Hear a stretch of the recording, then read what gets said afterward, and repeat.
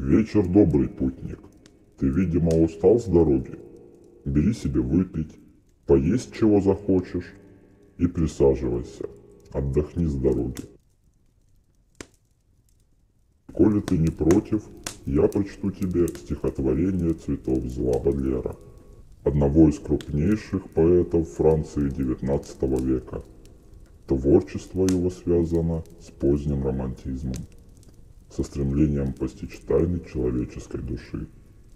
Центральным произведением Бодлера стал тот самый поэтический сборник «Цветы зла», изданный в 1857 году, вызвавший бурю общественной реакции. Тираж книги был арестован. Суд постановил изъять из сборника ряд стихотворений, а также приговорил поэта к крупному денежному штрафу. Герой «Цветов зла» разрывается между идеалом духовной красоты и красотой порока. Феномен зла у Бодлера становится объектом поэтического исследования.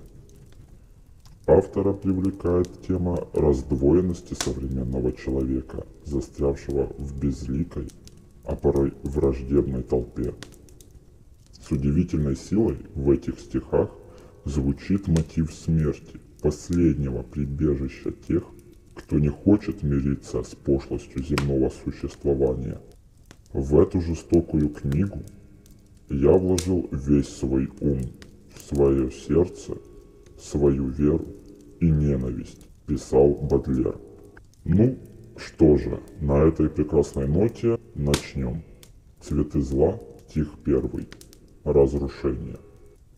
Меня преследует злой дух со всех сторон, неосязаемо вокруг меня витая, нечистым пламенем, где грудь сжигает он. Я им дышу, его вдыхая и глотая. То образ женственно-пленительный приняв, когда душа полна святого вдохновения, весь лицемерие средь мерзностных забав, мои уста сквернит напитком преступления. То истомленно от взоров Бога прочь, пустыни мертвые, где скука, страх и ночь, вводит силою таинственное внушение, то вдруг насмешливо являет предо мной одежд нечистых кровь и ран разверстых дной, и час кровавого горит разрушение. Конец. Стих окончен. Прости, думаю, на сегодня будет достаточно. Пойди наверх, там для тебя готова ложа. Поспи до завтра. После сна продолжим наше путешествие по миру злых цветов Бодлера. Доброго сна, человек.